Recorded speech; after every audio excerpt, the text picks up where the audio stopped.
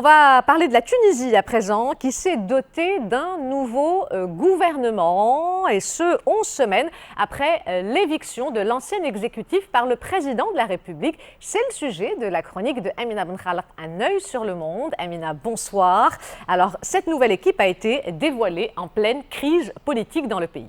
Bonsoir Ihsan. Alors cette crise politique dont vous parlez s'est enlisée lorsque le président de la République a décidé le 25 juillet dernier d'invoquer le motif de péril imminent pour limoger le gouvernement de Hichem Mechichi et suspendre le Parlement. Une situation qui, rappelez-vous, intervenait après des mois de blocage politique. Plusieurs semaines plus tard, le 22 septembre, Kais Saïed décide d'élargir les pouvoirs de la présidence, ses propres pouvoirs, en s'arrogeant notamment le droit de légiférer par décret. Et cela est dénoncé avec vigueur par une partie de l'opposition et des ONG qui parlent d'un coup de force. Un coup de force qui réduit de manière drastique la marge de manœuvre de cette nouvelle équipe gouvernementale. Alors Amina, que peut-on dire justement à propos de cette nouvelle équipe gouvernementale? Alors d'abord, elle est dirigée par une femme, ce qui est une première en Tunisie, l'universitaire Najla Bouden, inconnue jusque-là du grand public et qui est de la même génération que Kais Saïed. Ses prérogatives seront limitées pour les raisons que je viens de mentionner.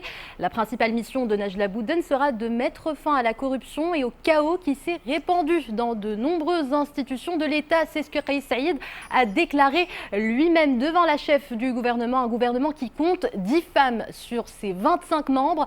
Sur ses membres, seuls 2 ministres sont rescapés de l'ancien exécutif. Les voici en image, celui des Affaires étrangères, Athman Gelandi, et de l'éducation, Fethi Silwati. Ce nouveau gouvernement fait aussi revenir sur les devants de la scène cet homme, Toufiq Sharafdin, un proche du président de la République qui avait été remercié par l'ex-premier ministre Hichem Mechichi.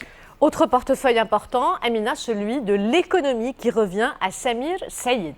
Alors c'est un banquier, un ancien patron des télécoms en Tunisie. Sa nomination a été mûrement réfléchie, vous l'avez dit, parce qu'il s'agit d'un portefeuille crucial dans une Tunisie très endettée et embourbée dans une crise socio-économique accentuée par la pandémie. Regardez ces chiffres édifiants comme le taux de chômage. Il passe en quelques mois de 15 à 18%. Le PIB a lui plongé de 8,8% en 2020. Il y a également cette forte inflation de 6% par an et une croissance en berne depuis 10 ans. En une décennie, sachez que le pays a eu recours 4 fois au Fonds monétaire international, le FMI, dont la Tunisie espère obtenir un prêt dans les prochains mois. Mais pour y arriver, il va falloir s'accrocher et bien négocier car les discussions sont au point mort depuis le coup de force de Kais Saïed. La crise politique a donc aggravé la situation économique du pays. Merci Amina pour ce décryptage, on vous retrouve.